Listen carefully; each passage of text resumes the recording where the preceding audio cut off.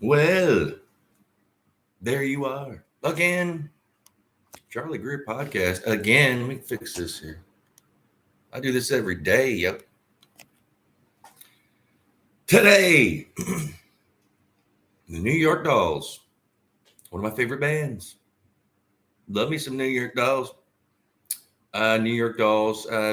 Everybody's ripped them off. Even if you don't even know, you've their style just in wholesale amounts stole it all. I was exposed to New York Dolls. Uh, 70. I was a kid. It might have been like the midnight special or something. One of those shows they'd have like on a Saturday, whatever. My parents, uh, if I could barely walk, I was on the TV, just like because it was right. It had to be the Dolls first, and then Kiss, because those are the two bands that kind of New York Kiss, especially Kiss. Like I got into because New York Dolls kind of broke up, disappeared. Kiss was, but one of my first band was the New York Dolls. Yeah, people are like, oh, they can't play. Well, I mean, they taught everybody how you didn't have to know how to play to get out there and do it. And they could play. I mean, and Johnny Thunders, the guitarist in New York Dolls, is one of my favorite guitarists of all time. His solo work in the Heartbreakers, I think he's one of the best songwriters ever. I mean, Bob Dylan said that he wished he had written "Can't Put Your Arm Around a Memory" by Johnny Thunders. Fucking Dylan said that. But they had problems. They were. Can you imagine trying to manage Johnny Thunder? Dear Lord. So I get it, But they started. There wouldn't have been even those like the punk rock bands of the '70s. Admitted they were Doll fans. Everybody was at the New York Doll shows. And when they first started off in like 71, 72, David Bowie, um, all of them. Truman Capote was a devotee, man.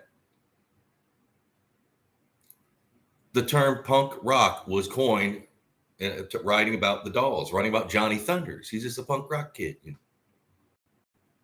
And they were young. Man, they were young. By the time they broke up, they were still probably early 20s. Um, drugs, boozing, just. And they all kind of went and did their own, David Johansen, the singer of the New York Dolls, turned into Buster Poindexter, feeling hot, hot, hot. I mean, I really like that song. And he's also an actor.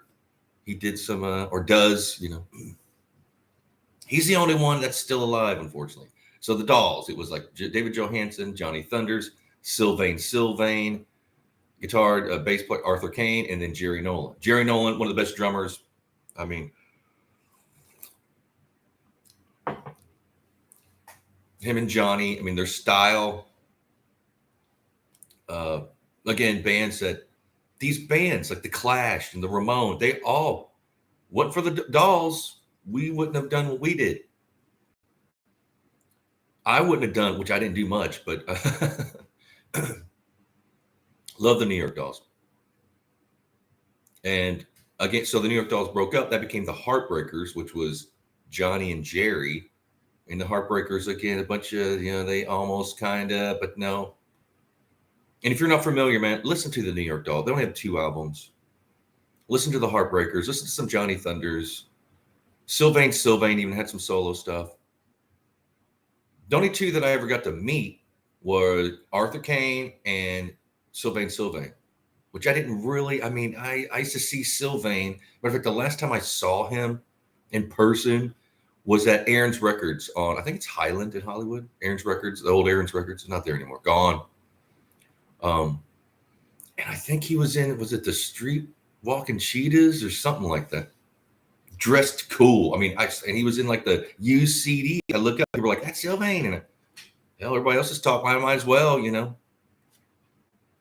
He was cool. Yeah.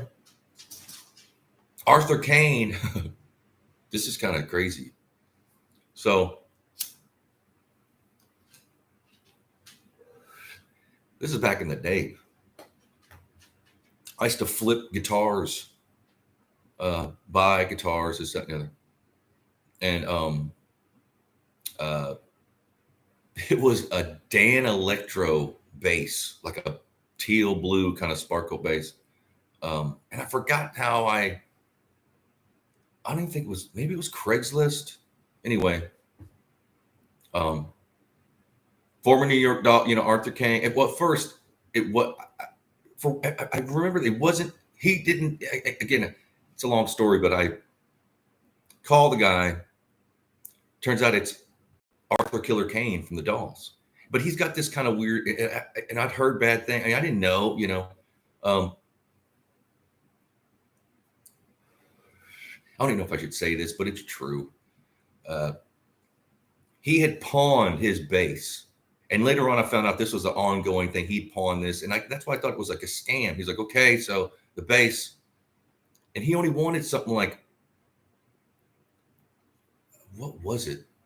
Like I had to give him, like it was like $250, but he was going to take 100 of it, take the 150 into the pawn shop, get the thing out, and then I would buy it. And then he wanted to buy it back from me, so in this pawn shop, which is in like West Hollywood, it's on Santa Monica, forgot the name, cool. In the front of it, just like gear, like nice, you can get it. I bought mini guitars out of their amps.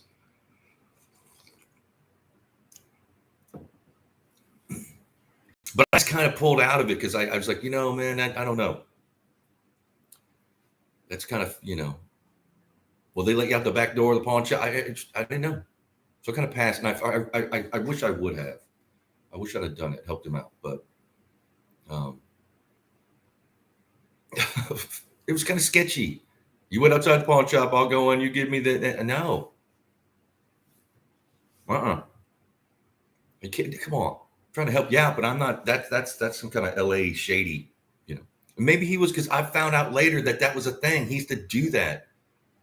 If I'd have known, I didn't know at the time that was an ongoing thing. Maybe he learned that from Johnny Thunders. I'd heard stories about Johnny doing that too. Like I can't say the guy's name, but he was at our house. He's a producer that has done big bands. I don't really like the guy. I only met him a couple times. And he's like, let me explain why he was at our house, our apartment in North Hollywood. Because my roommate at the time was a graphic designer and worked for bands and designed, the artwork for their backdrops and T-shirts and websites and their CD, all that shit. So I'd come home and there'd be all these people. Sometimes they were like people, like, oh my God, there's so-and-so. One of them was this dude, this producer. And they'd been talking about me, like, oh, Charlie. So they were like, well, oh, Charlie. I walked in, I got kind of bum rushed. I'm like, well, I got to walk my dog and put my shit in my room, walk my dog, come back. And I guess they'd been talking because like, oh, you're a Johnny Thunders fan. Like I look at my roommate, like, dude, don't be getting too familiar with me I get it's not that much, but I don't want people, I want a little, I need a lot of leave alone kind of thing. Like I don't like when people do that. When you just walk in and they go, oh, there you are. Well, we've been talking. Like, what? You can't bring me up on the combo, Well, he's a Johnny Thunders fan. He's kind of, So and this producer goes like, oh, Johnny Thunders, huh? Let me tell you a story about that. So he told me about Johnny, and I'm not trying to talk out of school here, but this is from the horse's mouth. But he said that they would, he had a band at one time, and they're going to open for Johnny Thunders. So Johnny was nice to him at sound check. Oh, your gear or whatever. So he pawned their gear.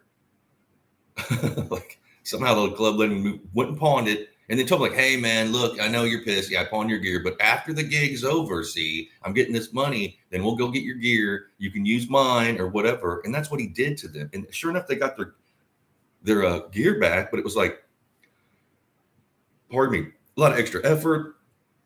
They didn't make any money. Johnny didn't pay him. He pawned their gear. And they got it back, though. I mean, he was saying they were lucky. Like sometimes he would, hey, you want to open for Johnny? Come on in. And he'd pawn their shit for whatever reasons he needed. Now, granted, I'm a huge Johnny Thunders fan. I used to have a Johnny Thunders collect. I used to collect stuff. And unfortunately, when I got down, needed some money, I sold it. Shouldn't have done that. I still got all his out CDs, at least. And an old T-shirt, and I got a Johnny Thunders replica TV yellow Gibson, whatever. So, but that's kind of rock and roll. I mean, I've never pawned anybody's shit. That's some New York style shit to do, or LA, that's just but he was honest with what he told him, like, hey, I'm sorry I didn't tell you, but here I am telling you now. You'll get it back. I needed that money up so I could do. And of course, he made money afterwards and got their gear back, but didn't pay him. So this producer was like, yeah, it was hard to be around. Yeah, he's pawning your gear, And I gave him a CD, my last CD that came out. I gave him one. And, I never ended up working with the guy. And quite honestly, I'd heard it is, again, I need a lot of leave alone. I don't want to, because at first you're like, oh, I could maybe tell right off his set. No. But the Dolls, never had a gold album, never, just tragedy followed them. Their first tour when they went to Europe, they played Wembley and opened up for Rod Stewart. That night, their drummer, Billy, died. Like overdosed, or they put him in a tub. Something happened. Flew him back to New York. Get Jerry Nolan, who had been in like Susie Quattro's band or something. Then they got signed. That first album, the New York Dolls album, is amazing. It came out in 1973. Great album. And I know some people aren't going to get it. They're like, this is so, but they're the kind of first band that like, look, you don't need to play. You don't need to know that much. Like just bar chords and just get it tight. And, that spawned the Clash, the Ramones, everybody.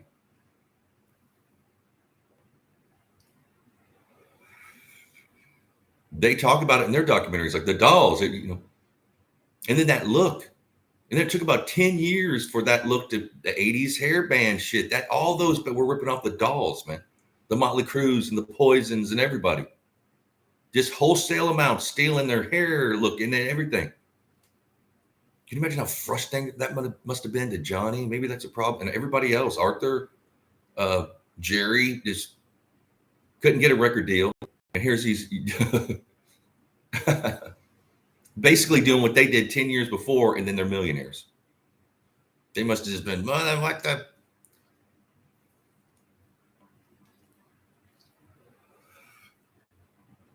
Then the Dolls reunited in like 2004, was it? And I was kind of, it was awesome. I used to have that DVD of them. Morrissey from the Smiths got them together. Morrissey's a huge New York Dolls fan. Yeah. The Smiths wouldn't have been around if it weren't for the New York Dolls. Wrap your head around that. And Morrissey, there's pictures of, he was like the British New York Dolls fan club president. Again, a devotee. Before you knew about the Smiths, he was a New York Dolls fan club president in England. Or Manchester, wherever the fuck they're from. Manchester is in England, I'm sorry. But they reunited. Morrissey got them together, probably paid it, like, hey man, we'll give you this money. And they did, like, I think it was the Download Festival or something like that. And they got Steve Conde, who's an amazing guitarist. He was in some band. Anyway, he nailed it. He did the Johnny Thunders role of lead guitar. He's an amazing guitarist. Now he's been in Michael Monroe's band, the guy in Hanoi Rocks, for forever. And again, Hanoi Rocks, there wouldn't have been any of that without the Dolls. And Conde nails Johnny Thunders. He does it justice. And that new Mike Monroe album, Too Young to Live, whatever it's called, that new, it's awesome. They all that, everything Mike Monroe's been doing lately solo last 12 years is great. All those dudes, a sea of people, are just worshiping at the legacy and legend of the Dolls. And good thing that they're honest about it. Like, some band like, no, I didn't. Are you kidding me? You look exactly like they're doing. You're just, everything is. And I like some of these bands that ripped off the Dolls. But yeah, they reunited and they released a couple albums that were not too bad. That first one they released was awesome. That next one, the last one, that New York Dolls album they did, there wasn't enough guitars for me. I mean, I'm not trying to,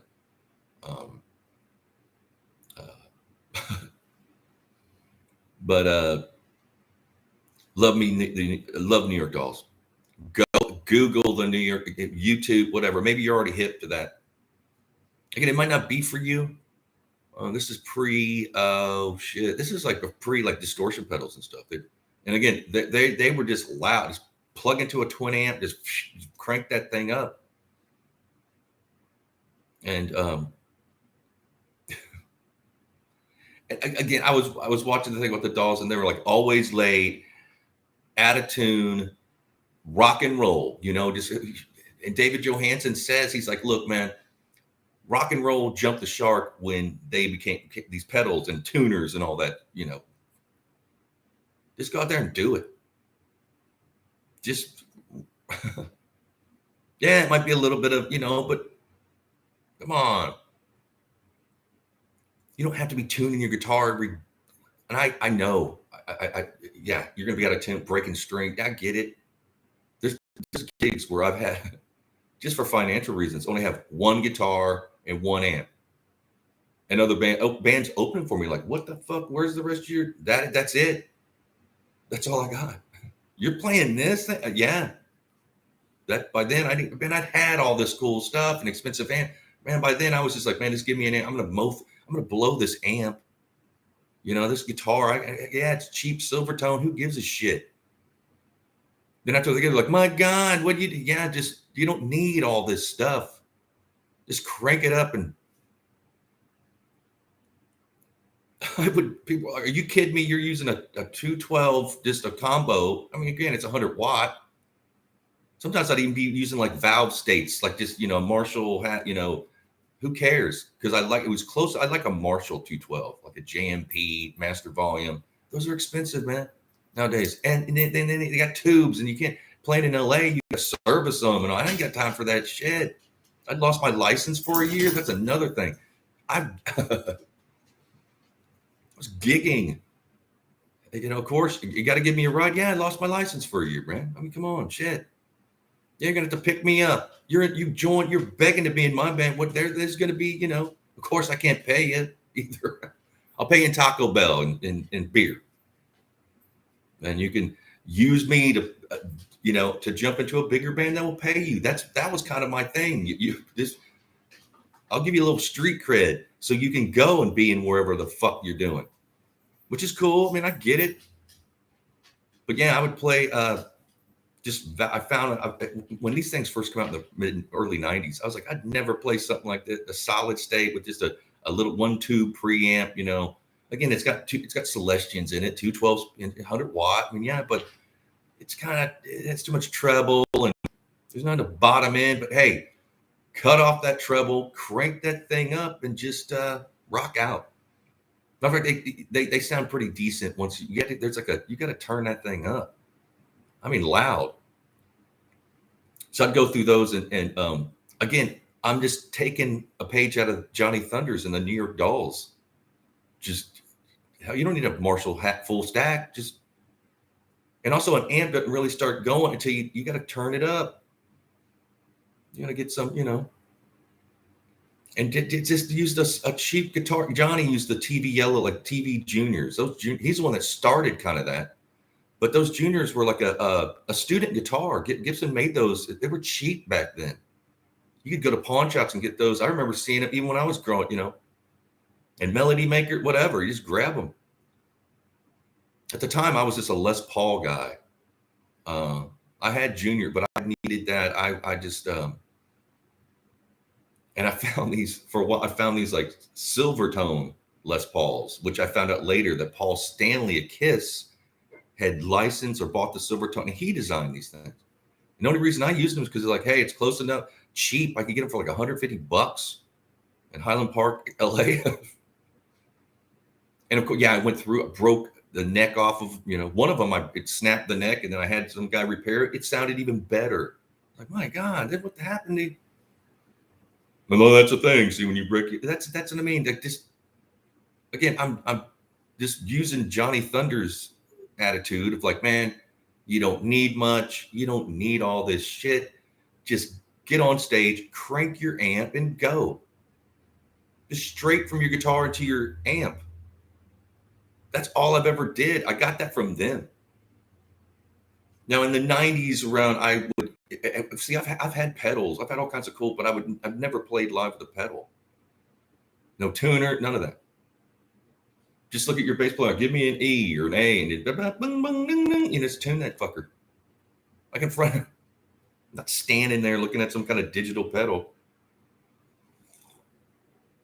And a lot of those tuners aren't. David Johansen's right. They're not right. Supposed to be 440, whatever. No, something ain't right here. We sound kind of. And I've had people in my band that weren't New York Dolls fans. I was like, oh man, like, you know, it's like, hey, I want to do, what was it? Was it Trash or one of the New York Dolls? He's like, man, I don't want to do that. I was like, come on. And he wasn't a fan, even though all the bands that he even knew it. He's like, look, I know that the bands that I like, my favorite bands, are influenced by the Dolls. I just don't get it. I get it. And eventually he started coming around, but some people were just like, no, like they're not a fan of the Dolls. I've always been a fan of them. Shit. But music was, and kind of still in my life, but not how it used to be. I get off work, I had a day off, I was going to the music store, just like trying shit out, 99-cent cassette, I'll try them out. I needed I needed music. And that's something that I know every generation, I sound like an old man here, but man, it's just like, what happened to the arts and music and where people want to be in band just for the fun of it? You know how much fun it is to play live? It's the best, even if you're shitty in front of 10 people, man, it gives you this, it feels you, especially if you're confident enough to peacock around. Woo! It also, you want a girlfriend or a better job, get in a band. Start playing live. People start treating you different, man. What the hell? How did you,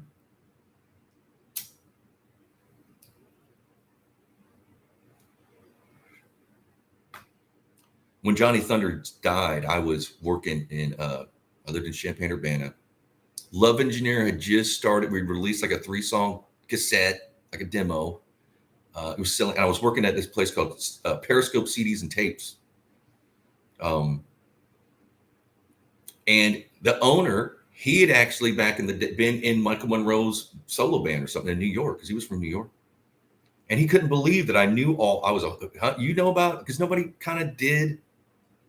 Like, he couldn't believe I could talk the Dolls and Johnny Thunders. And this was before the internet. I'd already had all this. And he died. The day he died, I mean, damn, I was about to cry, and he was too. And he couldn't believe, like, man, I'm glad I have someone to talk to. We got bonded over the death of Johnny Thunders.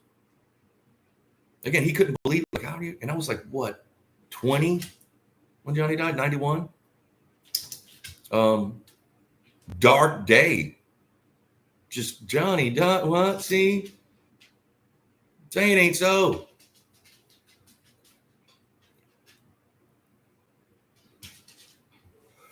Never got to see Johnny live. Never got to see a lot of these. What are you going to do? You can't win them all. But just the attitude, not even just the music, but the attitude of the Dolls. You can understand, back in '73, there was none. It was all Emerson, Lake and Palmer, and all these math rock band, shit. Dudes with beards and bell bottoms. Here comes these dudes, the Dolls.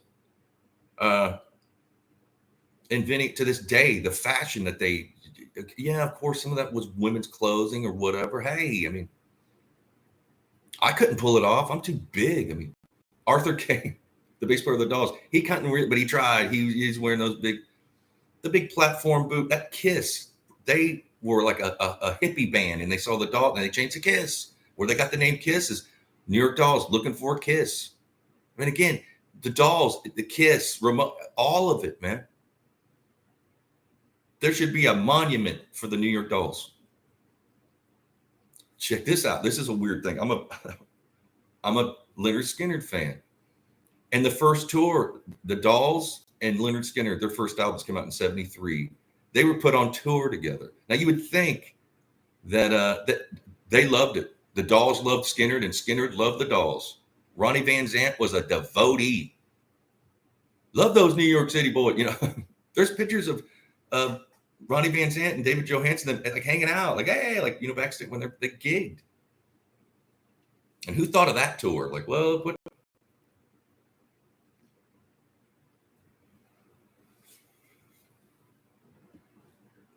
people are people. Cool people are gonna be cool. Shit. I mean, I get it, man. Leonard Skinner must have smoked the doll. I mean, as far as like musicianship, yeah, but as far as like attitude and just that the style, no, they have and they probably knew that. Like, man, we better. And then they've never heard anything like that. Again, everybody's heard everything now. Before that, the Dolls were like, that was what? Like this 3-chord rock and roll, just shit. In a C back in '73, it was all like drum solos and the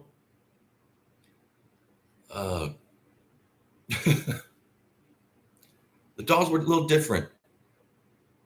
And they again they weren't around. They had that New York Dolls and the next album Too Much Too Soon. It's kind of thrown together. And the first album was produced by Todd Rundgren, and again it's good, but he didn't capture. And that second one's even who was it? Shadow Norton, the guy who did all those girl bands in the '60s. That probably wasn't the best pick.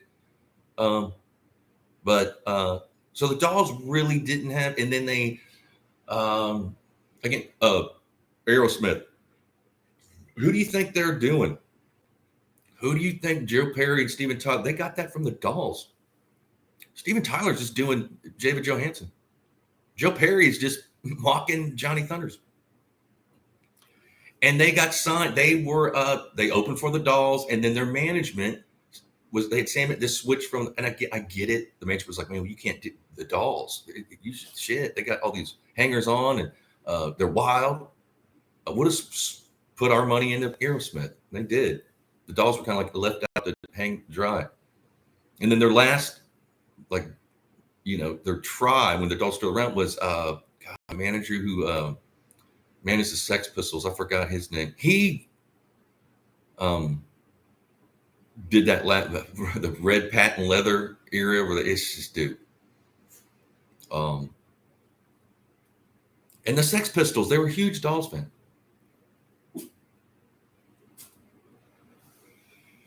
Matter of fact, I think it was Sylvain was supposed to be in the Sex Pistols.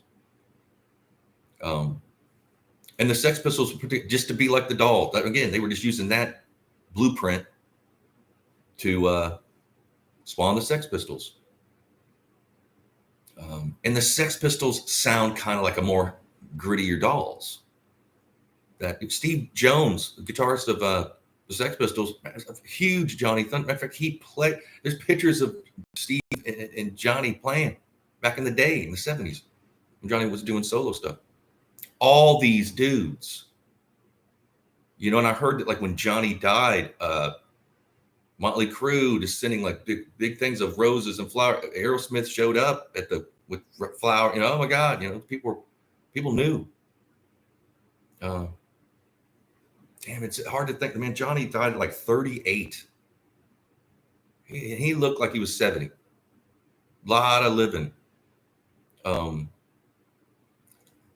Too young.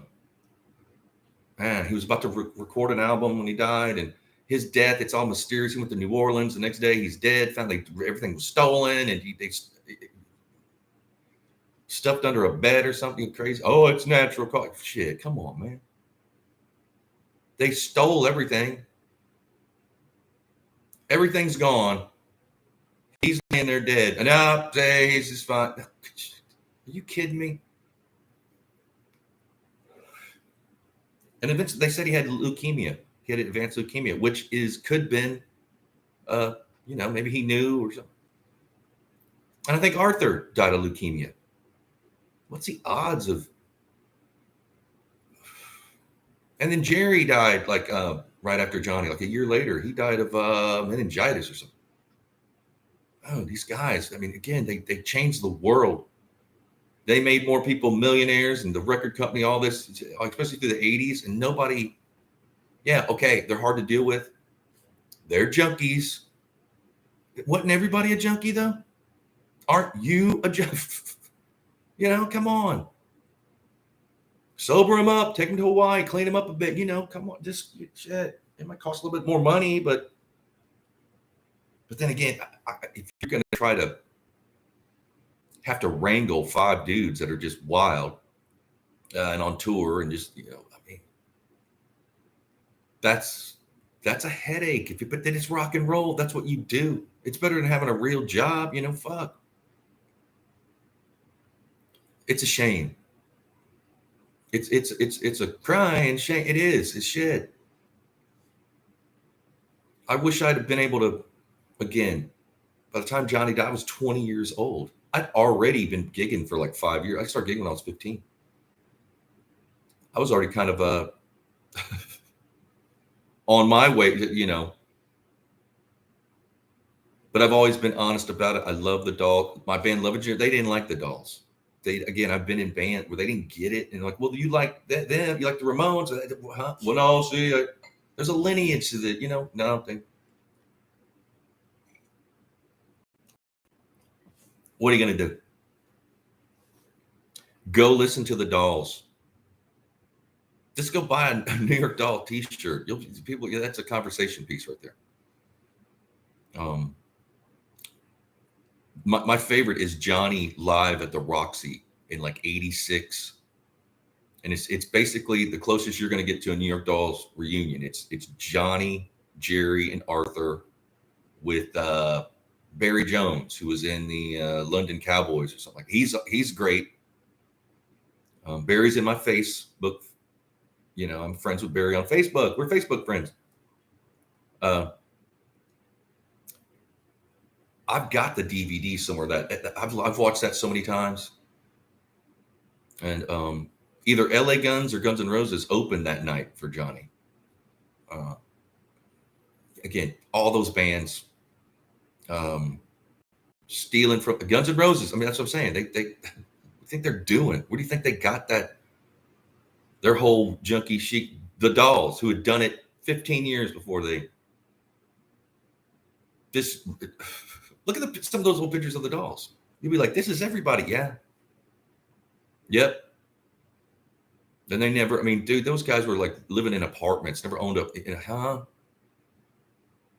And everybody else is making a bank, you know, the industry too. I mean, I don't get it. You'd think that they'd have had it, just, you know, it'd be a tax write-off. But just, you know, come on. But maybe there's other things I don't know about. Maybe, you know, who knows? But I love the Dolls. And I love y'all. I'm doing this every day. I should have done one about the Dolls early, but you know, I have a list and I skip over it and then I riff. I just start. Love y'all. See you tomorrow. I do this every day. Be blessed. Cheers.